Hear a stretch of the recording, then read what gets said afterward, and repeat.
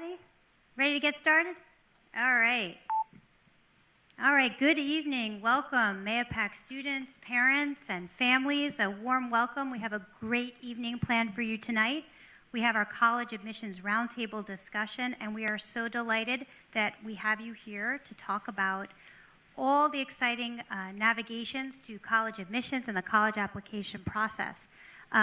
Those of you who are here in person, thank you for being here. Those of you that are on our district's live YouTube live stream, thank you for joining us. And just so you know, tonight's program is going to be about an hour. In addition to the live stream, we are recording this presentation, and it will be posted on the district's news YouTube channel. And I'll also be sending out a communication as well with the links to that. Before we begin, I would like to take this opportunity to thank Superintendent Tona, the Board of Education, Principal Keevans, for giving us this opportunity to meet with you tonight so we can support you and your families. Additionally, I'd like to thank our counseling department for their hard work and support on behalf of our students. I think those of you who are new to this process, you might feel that this is very overwhelming, and those of you who are not new to this process also know that it's very overwhelming, but it can be both thrilling as well. And in this journey, it marks a very significant milestone for your child. And we understand the importance of the decisions that you're going to be making and the questions that come up.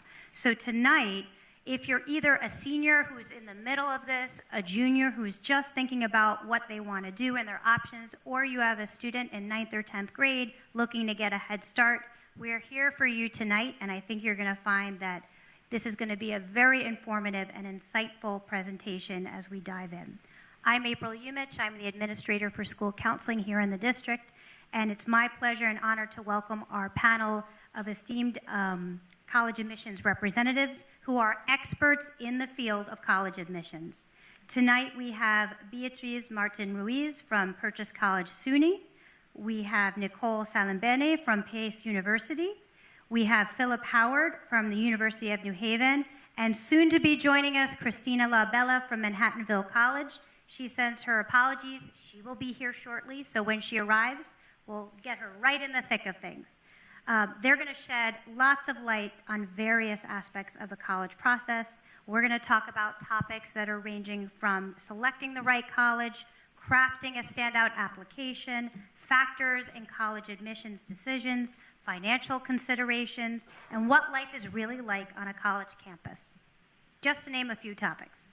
So remember, the process is not about just getting into a prestigious institution. It's about finding the right fit for you and your child, where your child's going to grow academically, where they're going to grow personally and socially. It's a big decision. And your guide to this evening is going to be thinking about what life is really like, but what is guided by your child's passions, their goals, and their values.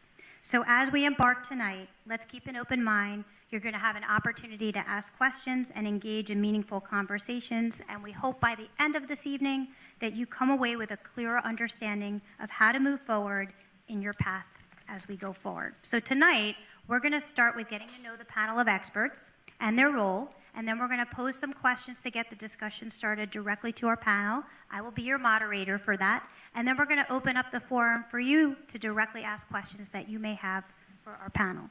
So without further ado, I'd like to turn it over to our experts, let them introduce themselves. Maybe you could share some brief information about your school and the position and role you have in the admissions process.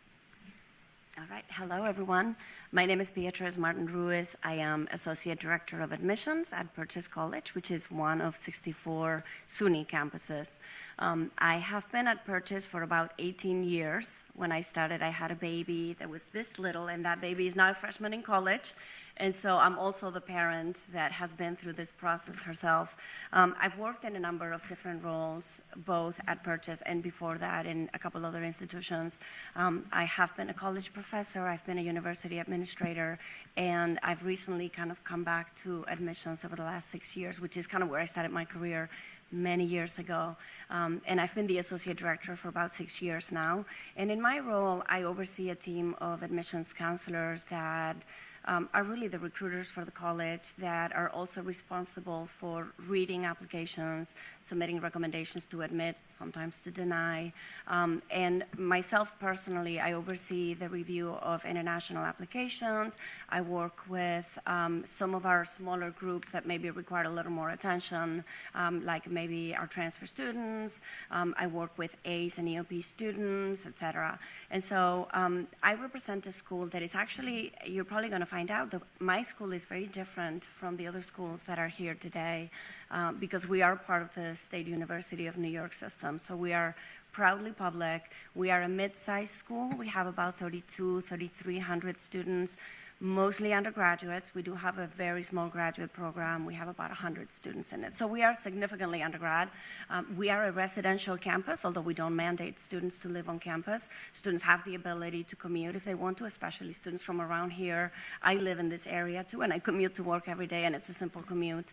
And we're the kind of school that really likes to live out its values, and I think that that's something that will probably come through as we get into these questions that April has prepared.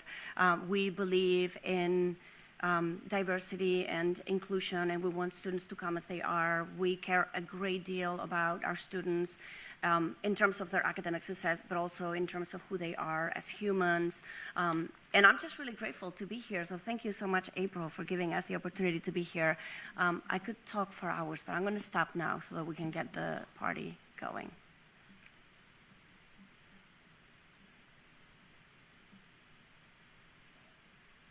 Green. Good. I wouldn't be good at this button pushing. It's good. Hi, everyone. I'm Nicole Salambini. I have a really long title, as you can see from this chart. I do a lot of things at Pace. I just celebrated 22 years at Pace University. I went to Pace 22 years ago thinking I was going to be there for a year, and I blinked, and it's been a really long time. And in that time, I have seen the university change and grow, and I have acquired a very long title. So I work in the admissions office. I am the director of admissions on the Westchester campus. I work for the university as a whole. I also oversee transfer enrollment and the visitor experience. So if anybody comes to campus for an open house or a campus tour, I oversee all of those tour guides and the two programs on both of our campuses. Pace University has 2 undergraduate campuses. One is here in Westchester, about 30 minutes from here. You're pretty much your traditional college campus with trees and grass and sports, and I'm sure you know somebody that attends. We also have a campus in New York City, right by Brooklyn Bridge, across the street from City Hall. There's about 5,000 students on that New York City campus. So it is very urban, but there is definitely a sense of community and lots of great residential opportunities for city life right there on our campus. The university is probably most known for our accounting program. That's how we began. But since then, since over 100 years, we have expanded to 6 undergraduate colleges in the arts and sciences, business, education, health sciences, and nursing, as well as performing arts. So we have a lot of majors at Pace, really to cater to all students on 2 different locations, and as well as our law school, which is located in White Plains. I'm thrilled to be here tonight to talk to you about Pace, but also about college admissions and preparing students' applications, to answer any questions you might have. So thanks for inviting me again, April. Thank you for being here. Good evening. My name is Phil Howard, Senior Associate Director in Undergraduate Admissions at the University of New Haven. So I've been at the university 6 years now. My 3rd career, if I'm counting. I started out in higher education, working at another private university in Connecticut. Did that for a couple of years. Right after grad school, worked in corporate America for a number of years, and then I worked for a startup, which was very challenging. So I decided to get back into higher education, and here I am 6 years later at the University of New Haven. So I am the admissions counselor for Westchester, Rockland, Putnam, Dutchess, and Orange counties in New York, as well as Florida, Puerto Rico, and U.S. Virgin Islands. So I have those territories, and so I'll be reviewing all the applications for those territories, as well as talking to students and parents, like I am this evening, about the process of admissions. So we've got about 5,000 undergraduate students. Average class size is about 19 students, so classes are relatively small. Students get to know their professors and vice versa. So we do focus on experiential learning, so internships, faculty mentored research opportunities, community service, as well as study abroad campus. We have a campus in Prato, Italy, and it's for all programs and majors are available to go. Students can attend as early as their freshman year, first semester, and they take an Italian class. They're taking the classes they'd normally be taking on the main campus, but they happen to be in Italy. So what a nice thing to be able to do in college. And then they've got about 30 different restaurants locally to the campus that are their meal plan while they're there. So pretty nice experience. Often when I talk to the students about it, the parents shake their heads and go, well, I think I want to go back to college for this. So, and the students can also do study abroad just about anywhere in the world. So a little bit about some of our programs. We have a College of Arts and Sciences. We're heavy on the sciences, biochemistry, a biology program, pre-medical science concentration, environmental sciences, and marine biology, music programs, communication, and then we have the Pompey College of Business programs, a lot of unique programs like esports and gaming. We also have business management, international business, hospitality and tourism. So a lot of unique majors, as I'm mentioning, in all the different colleges, as well as the Henry C. Lee College of Criminal Justice and Forensic Sciences, where we're known for criminal justice, 6 different concentrations, anything from investigative services to police science, and lots of others. Also forensic science, where we've been ranked #1 in the country for that program. Focus in either chemistry or biology. By the end of the student's sophomore year, they would choose an area to focus in on. So we have all types of labs and internships and some really great faculty for all of our programs. Former FBI agents, CIA agents, and things like that. And then moving right along, we have a School of Health Sciences with programs like dental hygiene. Not a lot of dental hygiene programs in the region, so I always like to mention that. We have 19 chairs, and students in the local community can get a teeth cleaning for a very steep discount. And then we have programs like exercise science, health sciences, public health. And then last but not least, the Tagliatelle College of Engineering, where we have a cybersecurity program. We're one of 22 universities in the United States that is a center for operations and cyber operations. So with the National Security Agency, we have a computer science program with game design development and cybersecurity concentration, civil engineering, and lots of other options for students. But just to give you a high-level overview, those are some of the academic programs that we have. And I look forward to speaking with you this evening about the admissions process and helping to answer any questions that you have along the way. Okay, and we're excited because Christina made it. Sorry, Not to worry. A little bit of traffic, but happy to be here again. I think this is my 3rd year. Christina Labella, I'm the Director of Undergraduate Admissions at Manhattanville University. We just became a university in April, so excited about that change. I have been in higher education for a while, well over a decade now, and I've been at Manhattanville for 3 years. And worked at a bunch of different institutions, worked at Johnson & Wales University, St. Bonaventure University, prior to Manhattanville University. Manhattanville is not far. Like Pace, we're kind of right down the road.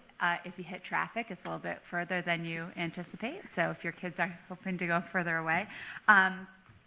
We are doing fabulous things at Manhattanville, and I can't say enough about how amazing the student experience and student education is at Manhattanville. We continue to bring in new programs and look for opportunities for our students to get accelerated master's degrees. Our strategic plan has that every single undergraduate degree in the next year. So by the time your students reach master's program, there will be an accelerated master degree option for each student and each major if they want to pursue that opportunity. We continue to build our School of Nursing and Health Sciences. We just added a master's in nurse practitioner, nurse leader. We're continuing to add programs such as imaging leadership and continuing to bring in some of our strongest classes. We have a second degree nursing program, accelerated option, and continue to grow that. We just had our 4th year of growth in that school, both at the undergrad and graduate level. School of Arts and Sciences also houses our business degree and our options for healthcare, pre-health options, and we're continuing, like I said, to add accelerated degree options as we continue to see the need for that. We just added a criminal law. Well, we've had criminal justice. We changed it to criminal law. We've added criminal law and social justice, understanding the landscape of, where our students and what our students are looking at and what they're looking to get into. And we have some really great additions that are up at the state right now that I'm looking forward to be able to put out there. But I think that Manhattanville University is really at a place where we are doing amazing things. We have a fabulous president that has a great vision for us, and I'm looking forward to what the future has at Manhattanville. Great. Thank you, Christina. Thank you to all our experts. That was amazing. We got a really good taste of what's going on in your schools and the differences between them. So at this point, we're going to jump off and get right into some questions that I'm sure everyone in the audience is thinking about. And I'd like to start with, how do you choose what college is right for you? I'll let you guys continue. Want to take it? No, I just finished talking. You guys go ahead. Okay, I guess I'll take it. Hi, okay. So how do we choose the right college for us? I think the most important piece to all of this is kind of doing a lot of introspection. Like, what do you like? What are you looking for? Are you looking for a big school, small school? Do you want to be in a city? Do you want to be in somewhere rural? So kind of think about what it is that what you like. What are you looking for? There's I'd say over 3,000 schools in this country. So what interests you? Do you want to look for certain clubs? Do you want to look for sports? Figure out what you like, and then also what you don't like. And then do your research. So, obviously every school has a website, talk to your school counselor, but, really I think visiting schools is probably the best way to decide if that school is the right fit for you. So obviously it can be sort of cost prohibitive for a lot of people to travel to a lot of schools if they're far away, but even if you're not interested in a school locally, I think it's a good idea just to get on a college campus and take a tour. I mean, come visit us, even if PACE isn't on your radar, just to see what it's like to be on a college campus, because it's very different than being in a high school. So I think when you're there, you'll sort of figure out what you like and what you don't like, and what you're looking for, and what the vibe is. But also, you might be looking for a specific major. Not everybody is. You can be completely undecided. That's perfectly fine. But if you know you want to be an accountant, and you better go find some schools that actually have that program. So I think that's probably a good place to start if you do know what major you're looking for, or if you know what part of the country you want to be in, like sort of start there and do your research. And obviously talk to your school counselor, and as I said, visit schools. Anyone else want to jump in?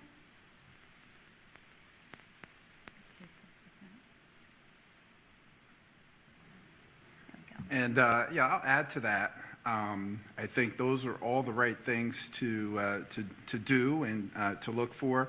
I would say, in addition, you'd want to look at support services, such as tutoring services, advisory services, and then ancillary services. Depending on the student, whether you rather prefer a large classroom setting or a small classroom setting, that's going to make a difference. And also, I think that, definitely visiting campuses is definitely going to be one of the best ways to see if the school's the right fit for you.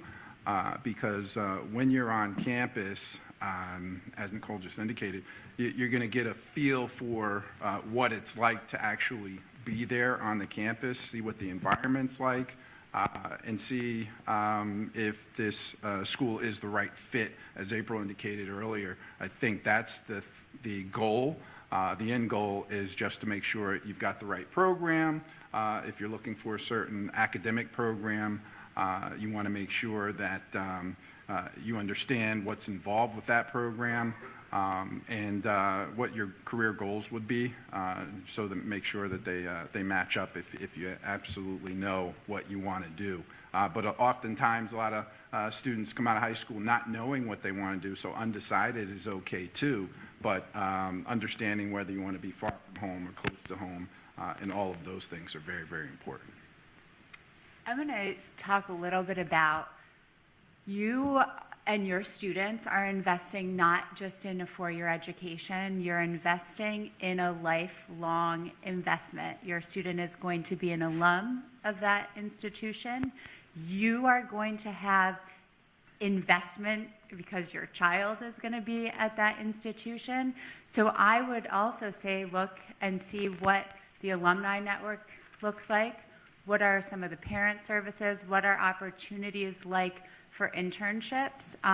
Because again, this is not just a four-year investment, right? This is an investment in your child and in your entire future, because you will always have connection to your alma mater. And I think that that's an important piece. And sometimes at this point, we're thinking, okay, 4 years, but really it's not just 4 years, it's for the rest of your life, right? And that's the best part about being able to graduate and have a network that you would not have the opportunity potentially to be exposed to if you didn't choose that institution.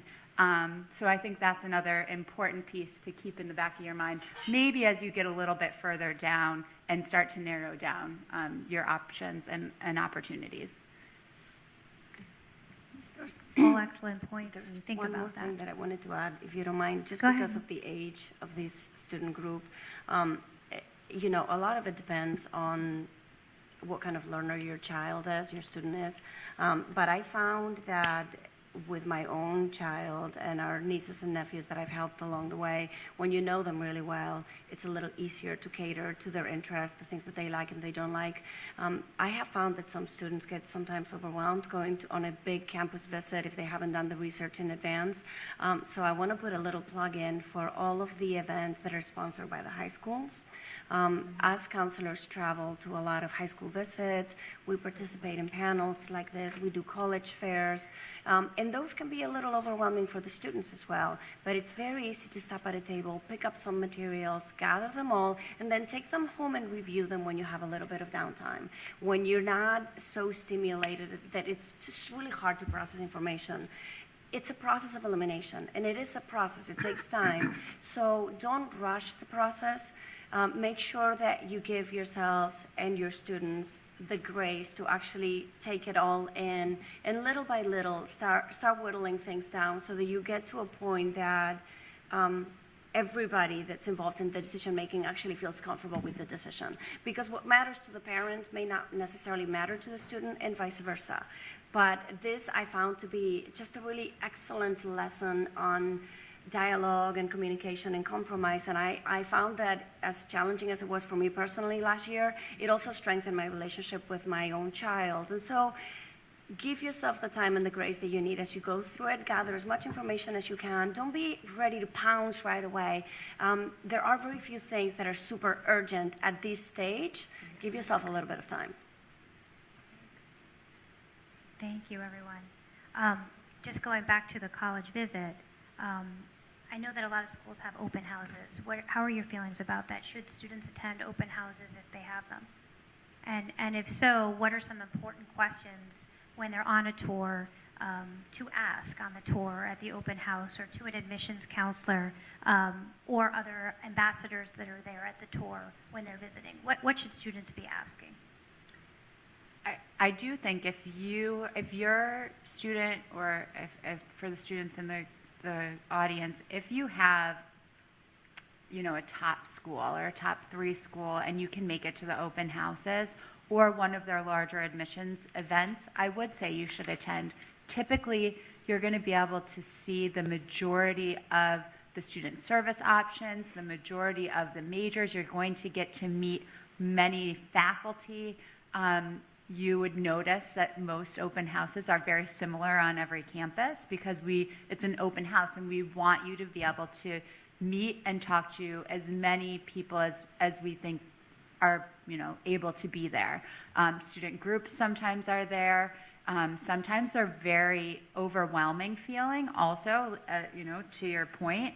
But if you do have a top 2 or 3 schools right now in the fall, I don't see why it would hurt. It's also a nice opportunity if maybe you're looking at a bigger small school or have a smaller school. Maybe you want to go to the smaller school's open house, get your feet wet, and then do it. But I think it is a great opportunity to get the most exposure to different people, different services, different reasons that you might be interested in that school, to hear it from the people that work there. And I'll let everyone else kind of answer it. Agreed. I think open house is a really nice opportunity to be able to sort of kick the tires and, test drive the car, so to speak, because you get to interact with faculty, students that are in the program. You get to hear about internships and different types of research opportunities. Sometimes you even get to experiment with a hands-on type of experience as well. And then I think touring the campus is also very important. You get to see the residence halls and the classrooms and labs and facilities, and all of those things are important because students can get an idea of whether or not they can see themselves on that campus. And I think that's very important. Ask students questions. How's the food? What do you do on the weekends? What are you involved with? Are you in any activities? And things like that. Have you done an internship yet? Have you been involved with research? Or, what do you like most about this school? And I think those are the types of questions that'll be helpful to a student that is very interested in a particular university. And you get a really good experience that way, where you can get your questions answered and get an idea of what it would really be like to be a student there. I agree with all of that. I also think start early. So if you're a junior, I think that open house is a really good option for somebody that's just starting their college search process. It gives you a lot of exposure, as they said, to faculty, to students, to student groups, and just get a feel for a campus experience. As a senior, if you go to open house, you're already sort of in the process.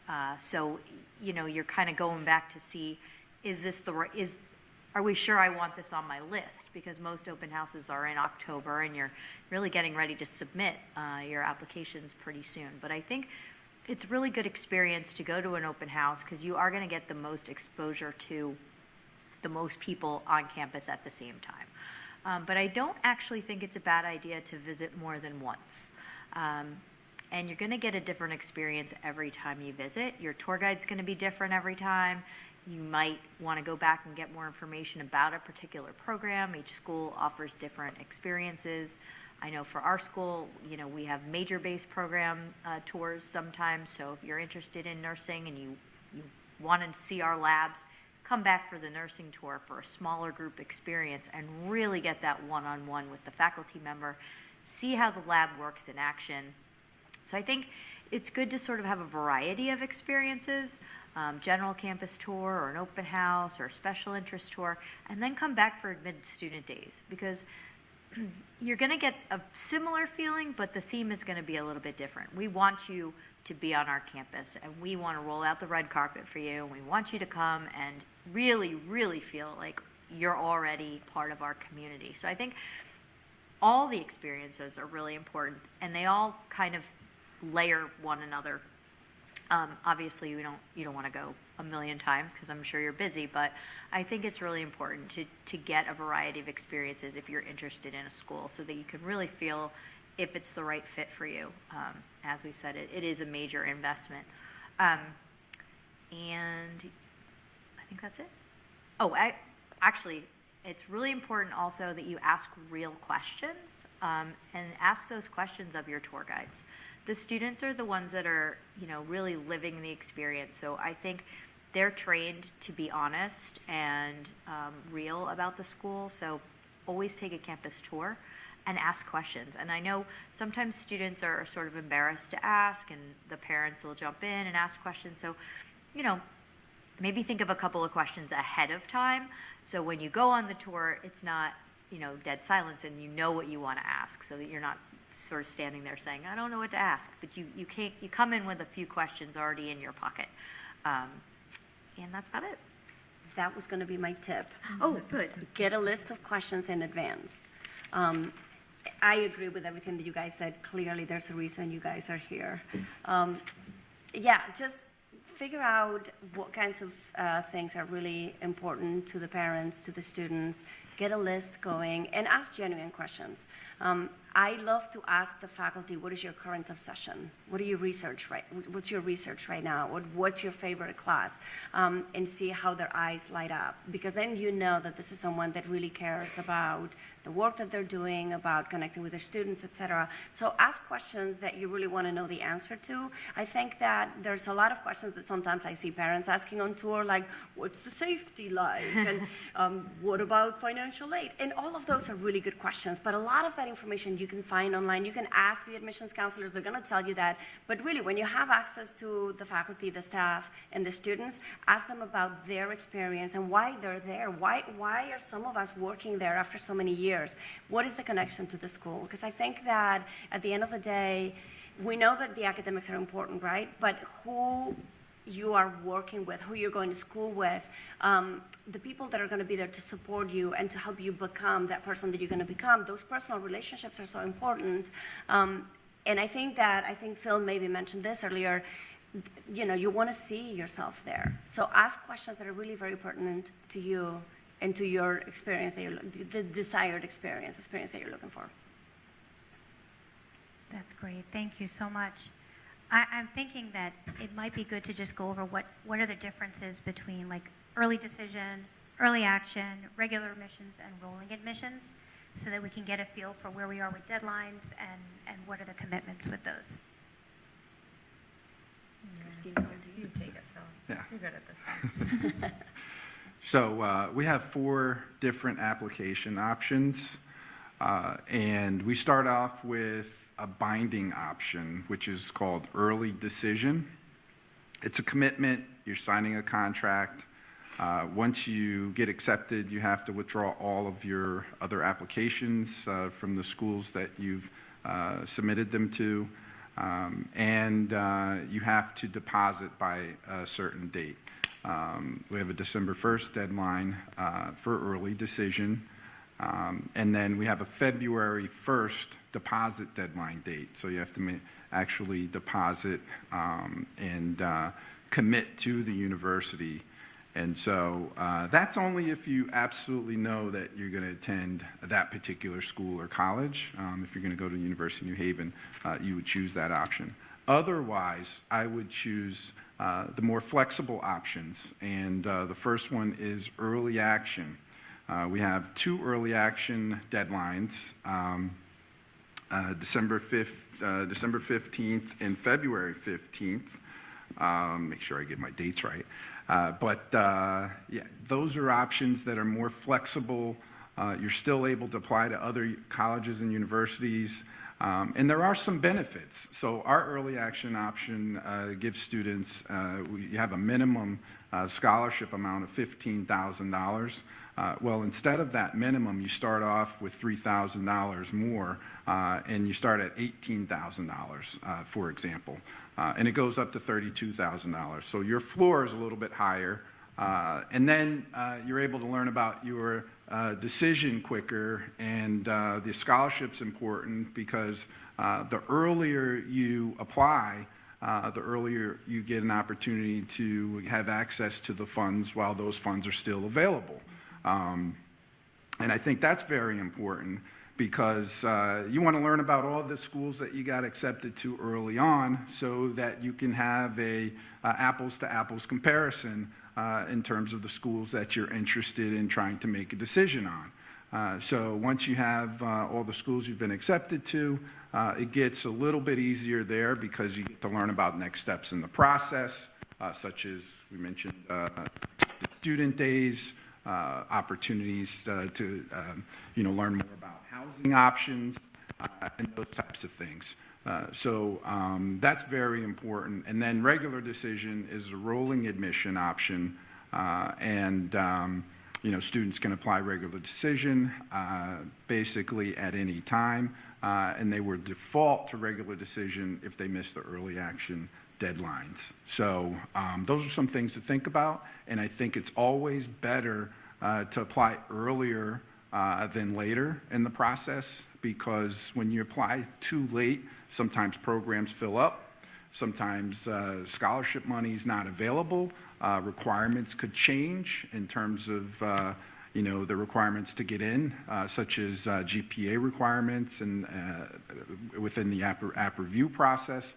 So, those are a few helpful tips I think that you can take away, is that earlier in the process, you guys are all here this evening learning about this, and I think that's a testament to all of you for being here to get this information because you're at an advantage, and you're learning more about the process and how it works, and that's going to help you in the end. Just want to tack on here. I think it's really important when you're doing your research about colleges to make lists and know the different deadlines for each school that you're looking at, because Pace's early decision deadline is different than New Haven's early decision deadline. It's probably different than Manhattanville's early decision deadline. So although the concept is all the same, if early decision, if you find a school that this is my number one school, if I get into this school, I want to go there, then you're probably in a good place to apply early decision. If you're admitted, you're going to commit and commit earlier. But for early action, you're also telling the university, if you're applying early action, that this is one of my top schools, absolutely, but you're not bound to go there if you are admitted, and you still follow a May 1 deadline. So May 1st is this deadline that all of us are waiting for the mail to come in. Well, it used to be mail, now it's just electronic, but we used to sit by the mailbox waiting for the checks to come in and say, okay, what's our class going to look like? Times have changed, but you don't have to commit until the May 1st deadline. But it's also really important to look at other types of deadlines. So I'm sure this is true for purchase, that if you're interested in something performing arts, let's say, or for our nursing program, they might have different deadlines than the rest of the university. There might be an audition requirement. I know for us there is, I'm sure there is for purchase, that deadline is actually different than all the other deadlines that the university has. So you can still, and maybe you could be interested in early action or early decision for a certain program, and that's not an option. So the point of all this is that conceptually it's all the same, but for each university, it really could be differentiated. So it's really, really important that you look up these deadlines and options for each school that you're considering, because they could be staggered and you don't want to miss out in any particular program that you're applying for. Some schools, will take the common application, some require a SUNY application, some have supplemental applications or pieces to their application. So all of that information is really, really important to log before you even start your process. That's it. I was just asking Phil, I think you guys are Naviance School, right? Yes, we are. Yeah. There are some student pieces in Naviance that can assist you, at least in the beginning of identifying and categorizing all of this. So I would really encourage you to use that platform. Your counselors are already using it, so they're aware of it. That's already something that is in your back pocket. So I would definitely encourage you just to look at the features of that, because you can reach it on your phone. It's an app, right? Like all these things, everybody app. I think there's a parent side to it too. I know more of the higher ed side of it, so I always confirm. But that would be a really nice start if you haven't already. If you're a spreadsheet person, that's a great option. But I would really start with the piece that your high school is already using, which is Naviance. Yeah, I appreciate the Naviance plug, because we can't stress I'll push about it that. for you. Yeah, thank you. It's really important, and it's a great way to do the research and do the comparisons Yeah. too as you're Yep. as you're starting in junior year as well. And I really appreciate that you mentioned that different admissions requirements for different programs or different majors within the school itself could be different from the rest of the school's deadlines and requirements. So that's a really important point. Thank you for bringing that up. I know that many students and parents are really interested in knowing what the most important factors are in the college admissions decisions. And so what are the admissions counselors really looking for in an application? How can a student make their application really stand out? I know that's a really loaded question. Right. We're all looking at each other because this is probably the hardest question that we Right. get as directors, associate directors, admissions counselors, because truthfully, it's very hard to give you if you do this, you'll get in. Each year, the pool is different for different majors, for different schools, so that impacts what we're looking at, how we're looking at you. We don't take an application and say, okay, let me look at Phil compared to Christina, but we do look at data in the aggregate, and so that sometimes impacts where we think and where we are going to take the class that year.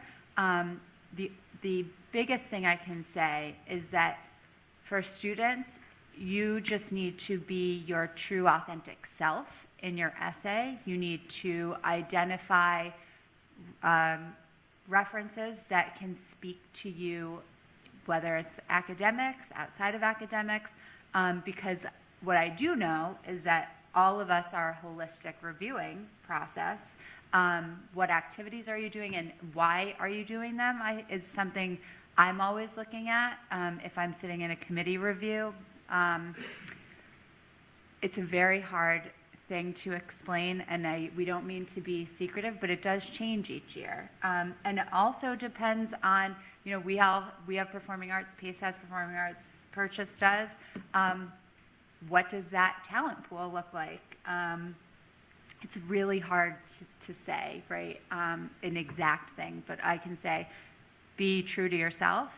Do not write an essay because someone told you that you should cover this topic, because if we have follow-up, we want to do an interview, and you're like, oh, I don't even know what the heck I wrote about, like that's not going to be a fabulous look for you. And we really want you to find references that can speak to you, again, holistically. I know that my colleagues have a lot to say, but that is my first thought whenever somebody asks me that question. 100%. Yes, agreed. And I would just add, understand the admissions requirements. Yeah. Just don't stress out too much.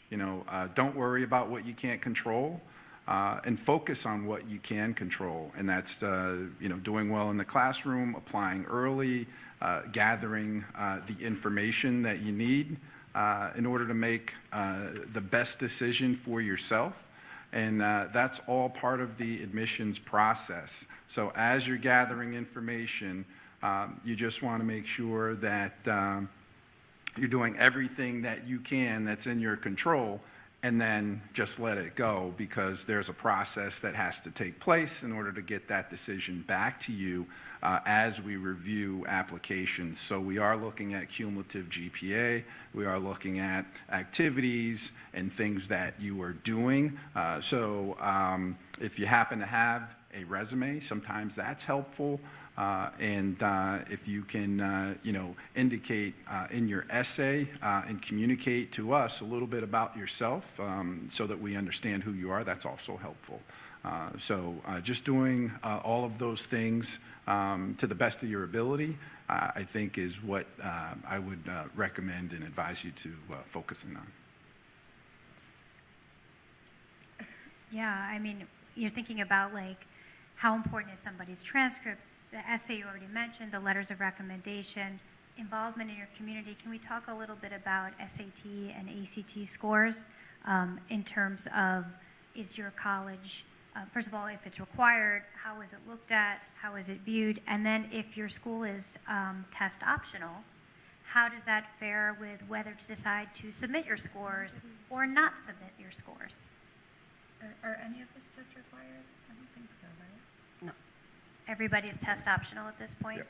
Yeah, okay. In this group, we're all test optional. I am going to say one thing about test optional that I think everyone should be aware of. If it does say that they require the SAT or ACT score, that means they require it. So make sure that you are submitting it. Some schools maybe were previously test optional during the pandemic and have switched back. So being mindful that you are looking at the current year's requirements, I think is very important. There's a difference between test optional and test blind. So some schools use, if you do submit your test scores, they use it as part of the review for scholarships. Some are test blind. If you want to submit it, they'll review it as part of your holistic review, but it won't impact what scholarships you might qualify for. We're test blind in that sense. If you submit it, I'm assuming you're submitting it because it's great, right? So I'm going to look at that. Maybe it's to supplement something that you feel like was missing in your high school curriculum, or you didn't do great, but you did great in that in the test.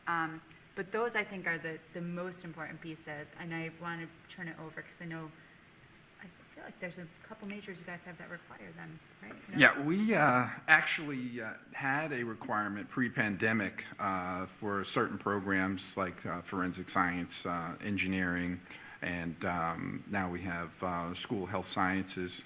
But we have a policy where we are test optional. However, we have a no harm policy. So if students decide to submit their SAT or ACT test scores, it won't hurt them. It can only help them in the process.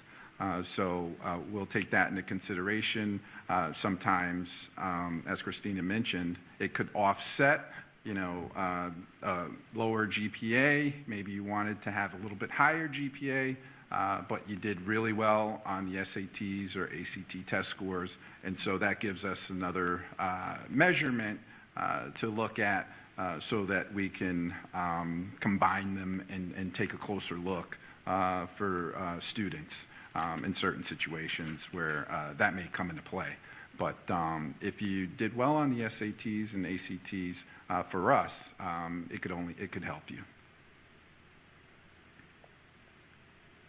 I would just also say that if you know the programs that you're looking at, there might be certain requirements, maybe not SAT, but there could be specific courses that are required. So I'll give you an example.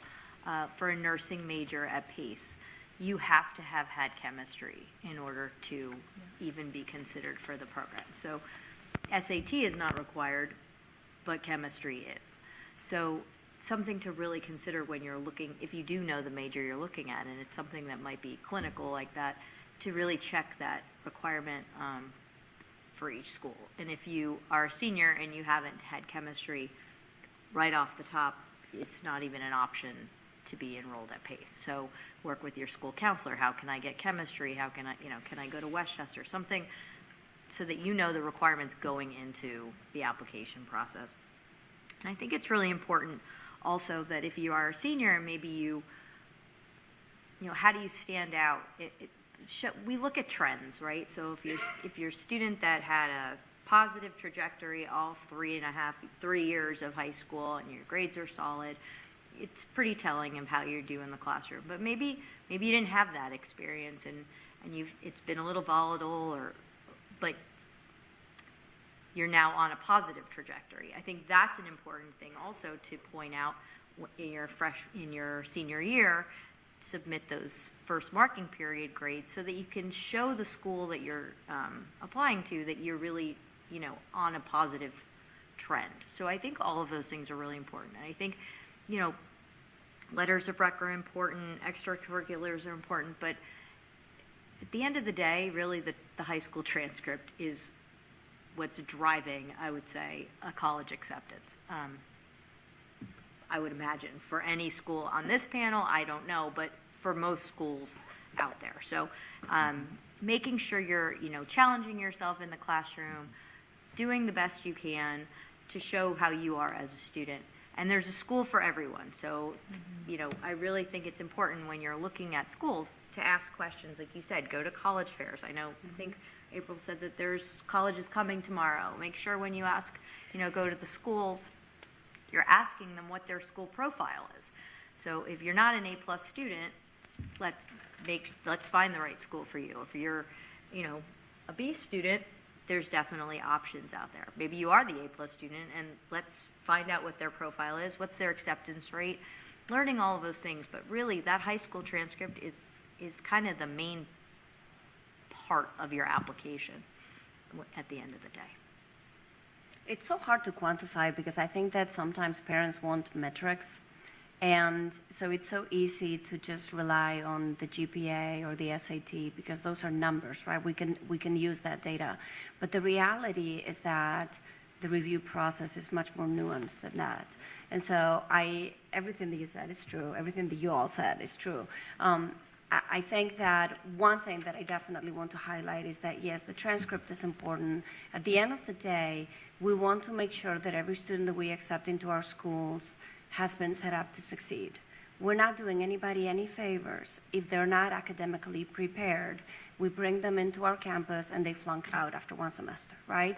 That would be a disservice to everyone. And so the reason that we scrutinize the transcripts the way that we do, and the reason that we look for those trends with grades, we look for advanced level courses, we look at whether or not the school has given students the opportunity to take advanced level courses, et cetera.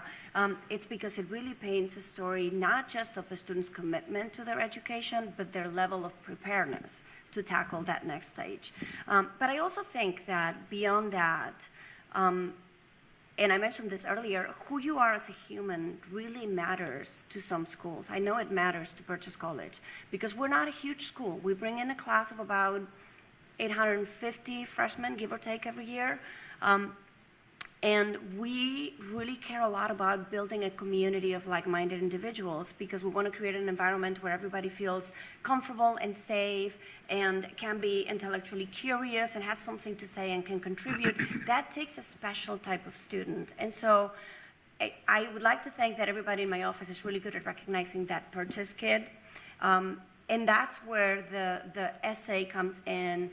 Love the letters of recommendation from the counselors and the teachers because sometimes they help us filling the gaps. Sometimes kids are a little afraid to tell us a lot of detail in their essay, but some of those details that get left out are really, really meaningful and really important and help us complete the picture of who the student is. And so, and oftentimes I talk to students, we are very well known for some of our arts programs, obviously.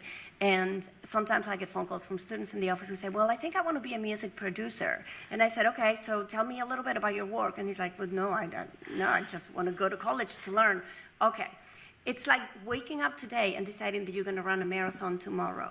It doesn't work that way, right? You have to train for it. As a former marathoner, I can attest to that. So there are programs that will take someone that is truly a beginner, but we may or may not be that school for that student. And so understanding the requirements, as you were saying, and then making sure that personal experience and that extracurricular activities, that the trajectory that they have followed, not just in the classroom but outside, lines up with the major that they want to pursue and with their personal interests. That's the student that can demonstrate that and that can show the connection not just to the major but also to the type of school that we are, is much more likely to get accepted. I have a lot less fear about accepting a student and worrying that they're not going to be successful when they have documented that this is the path that they were on for a number of years. Does that make sense?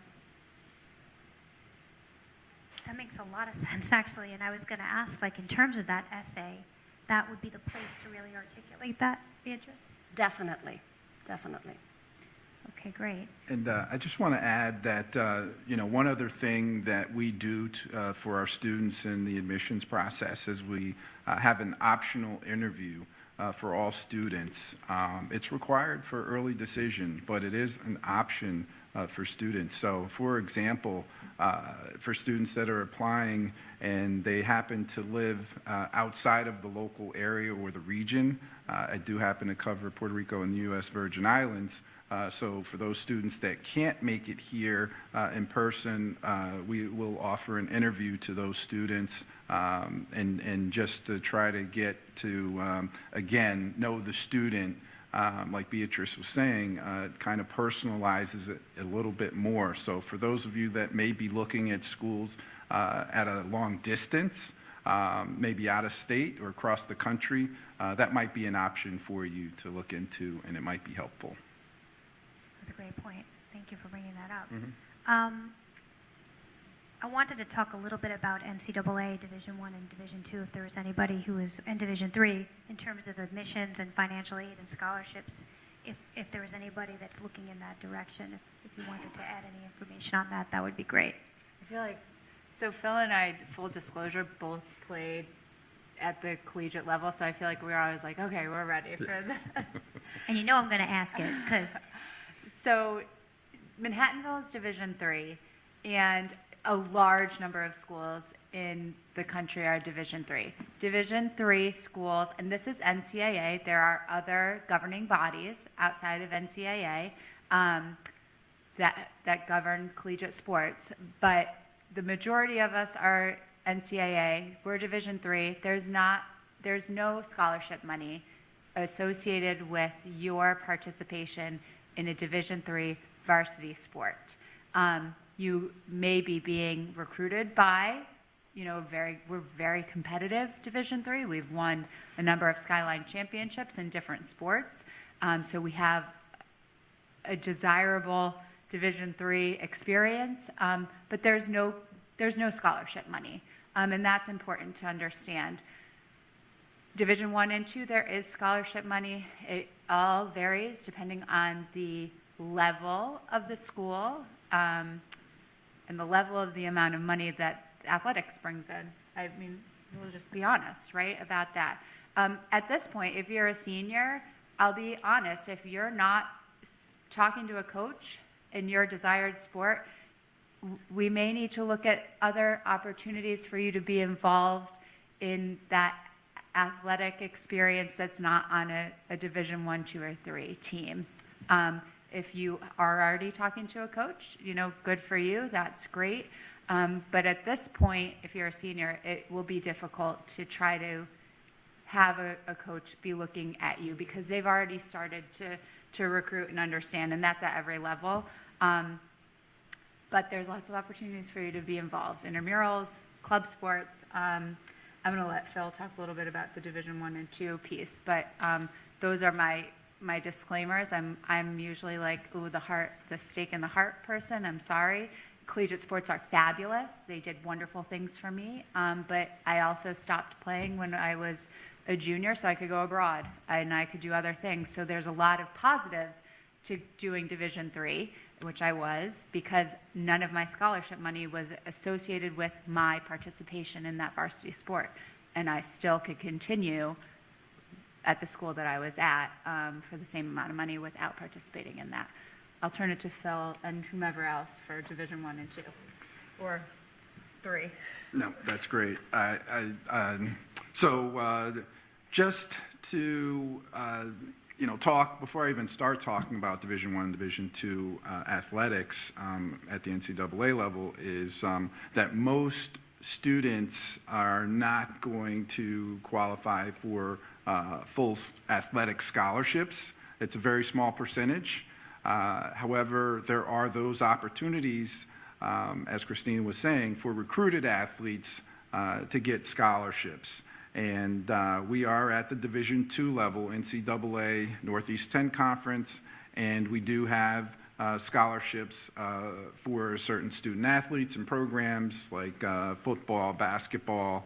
We have men's and women's golf, so a very good volleyball team. So just for certain programs at different universities, you're going to have some of the better athletic programs, and then you're going to, you're going to have some other programs that may not give as much in terms of scholarships to the athletes. So I think on average, overall, aid for scholarships for students on average is about $7,500. So it's not a full scholarship that all student athletes are going to receive. But there is an opportunity for recruited athletes to earn some type of aid for scholarships. Athletic grant and aid is what it's known as. Pace actually competes in the same conference as New Haven, but what I think is important about the differentiation between Division I, II, and III is, Division I, you really would have needed to know by now. Like, the college coaches have started recruiting a year ago for those positions. So same with Division II. But I think Division II is a nice option for students. It's sort of like a work hard, play hard kind of experience. So there's, great camaraderie. It's a great way to still be able to really be a part of the team and travel and be, have that competitive edge, be eligible for scholarship, but also academics still comes first. I know at our institution, our stands are, full of parents that are coming to still support their students, and it's a very, it's sort of a family-oriented division, and it's a really nice option for students, and they really do. I think what's important for any student athlete, regardless of the division, is it's a major commitment. So I was a softball player, and I went to college, thought this was, going to be my next 4 years. I think I made it through the first half of the first semester, and I was like, I don't want to get up at 5 in the morning and throw this ball one more time.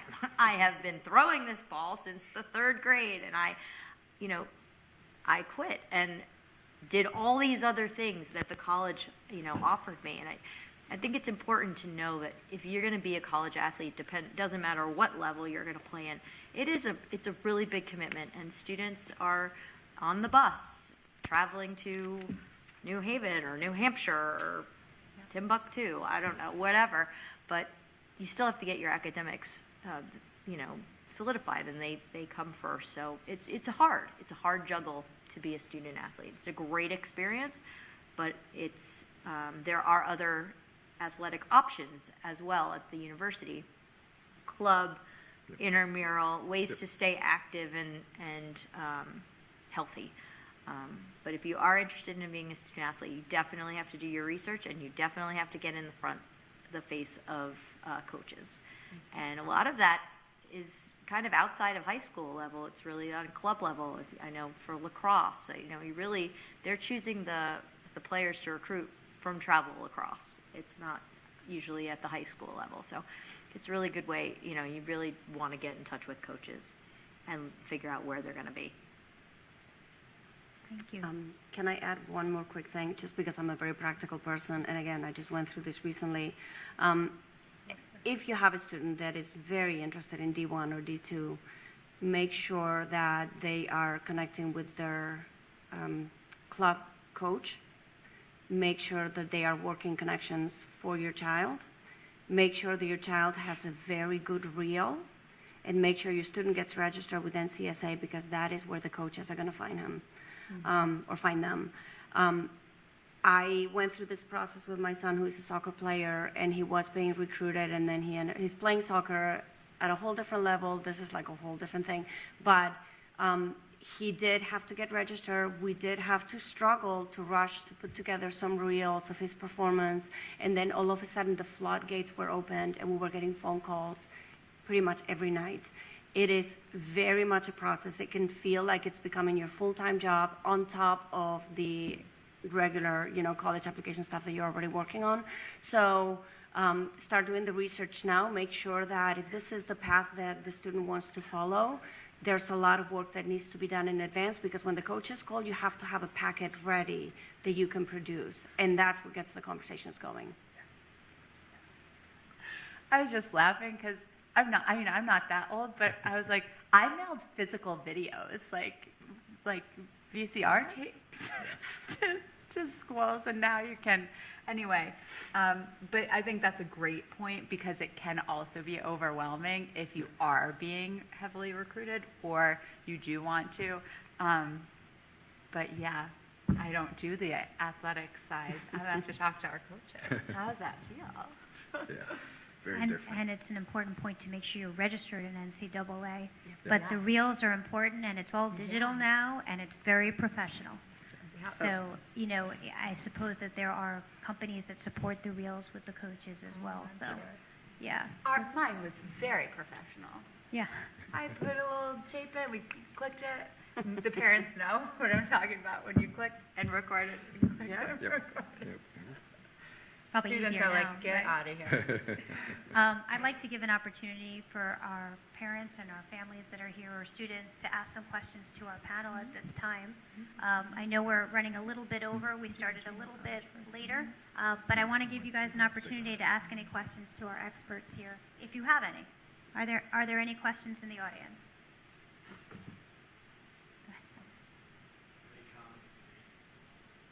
Sam. Ooh, I have one. Common mistakes. The question is, are there any common mistakes? Here's the biggest, and it sounds silly, but if you're applying to Pace University, do not tell me all the reasons that you want to go to Manhattanville. And it happens. I agree. All the time. And it's not a good look, and it shows that you did not put a whole lot of effort into proofreading your application, and it's not a really good, example of your effort. So yes, proofread your application, proofread your essays, make sure somebody, in the English department or your school counselor, have multiple eyeballs on your application before you press submit. One more thing, biggest mistake is what we talked about. If you are missing parts of an application that were required, especially those nursing, performing arts, or anything that has any specialization, really being cognizant of that, because that, A, could hurt you. You may not even be reviewed at all. B, if the counselor is saying, you're still missing, also not a great look, right? Because they're the ones that are probably reading your application, and they're like, man, Christina said she was interested, but it didn't have everything. That, I think, so those two are probably the biggest that I think of immediately applicable to everybody. Yeah, I wouldn't categorize this as necessarily a mistake, but I think sometimes this happens is a student will, submit a deposit and actually end up attending a university that they've never even visited before. So they've never stepped foot on the campus and are not really familiar with that particular college or university. And on day one, I've seen students just not be very happy on the first day. So, things like that are things that you can control, and I think, those are the types of things that you would want to really focus in on instead of worrying about what you can't control, because that would just not really be helpful to you if there's things outside of what you can't really do anything about. So. I want to go back to like mistakes on the applications. I think that's super fun. Not necessarily a mistake, but one thing that comes up a lot, at least in my office, is I think that most of us probably use a very similar application process. A student submits an application, we create a portal for them. We are 100% transparent with the student as they're going through the application process. So in that portal, we're telling them these are the documents we have received, these are your next steps, these are the documents that are missing, and then we also follow up via email. So mistake number one, don't get upset with me, April, providing us only your school email, because oftentimes high schools have such strict security measures that our emails don't get past the firewalls. So the best thing that you can do for yourselves is set up a new Gmail account, Beatrice Goes to College 2025 @gmail.com, and have that be the repository for all of the emails, there will be many, that you're going to get from all of the schools, and then learn to filter by name.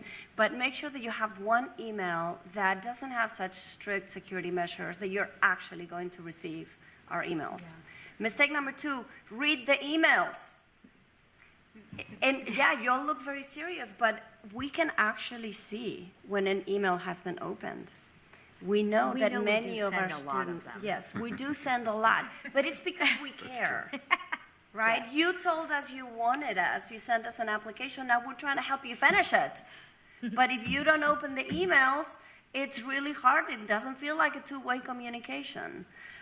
It's totally fine to call the admissions office. It's totally fine to email us. It's fine to text us. We'll meet you where you're at. If you want texting, let us know. Give us your cell number. We'll text you. But please maintain communication with us, because nothing turns us off faster than trying to engage with a student to help them complete the process and feeling like we're not getting anywhere. And unfortunately, on this day and age, when students are applying to so many schools, sometimes we just lose interest. We're not going to stop reaching out to you, but it gets to a point where we need to move on to a student who is showing a little more interest. Again, that may be different in some of the bigger schools, but for a school the size of mine, that offers such boutique programs, that really, really matters. Maintain communication, please. That's good. Been over 30+ years since I applied for college, so I don't know. That so I mentioned that there was a continuing option. Is that part of the process for all the colleges in the city, or is that optional for all the colleges? It varies a lot, Yeah. doesn't it? I think it would be different for every college, depending on what's available to students in the admissions process. But, yeah, you could always ask, if you're not sure, ask the admissions counselor, and, they'd be glad to help you along with that process.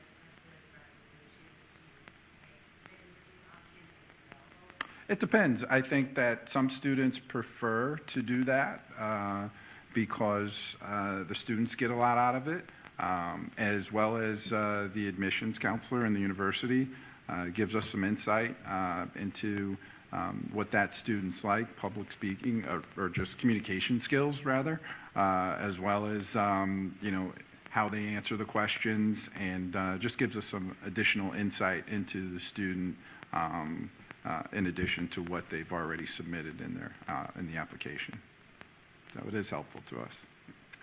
I do want to, if you or your child are applying to extremely competitive schools, less than 10% acceptance rate, and they are saying, we would like you to interview with an alum or with a student, you should definitely take that interview, because they use that as part of their application process. A cousin of mine is now at Northeastern. They have less than 10% but he had 3 interviews. And he was also applying to NYU. He's brilliant. I'm sure that you all know there are brilliant people. I was not that brilliant. Learned how to be brillianter. But those were part of his application requirements, and they will offer you interviews if they're interested in you. And please, if you are offered one, do not turn it down, especially at one of those very competitive schools. That is the point that I was going to make, is that, if your student is applying to a program that has a talent review process, that's going to be mandatory. Right. We don't require interviews at purchase for the more typical liberal arts majors. However, if I reach out to a student and request an interview, it's because I really want to be able to advocate on behalf of the student, and I'm missing something. So that I'm hoping that that interview is going to help me put it all together or fill in some gaps that I may have identified when I was reading the application. And so if someone requests the interview, even if it doesn't look like it's a required part of the application, do it. All right. We have time maybe for one more question?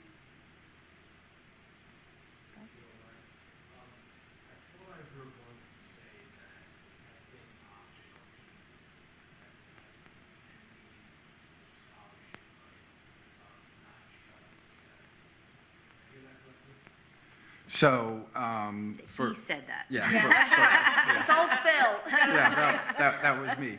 So, for the University of New Haven, it could help you in the admissions process.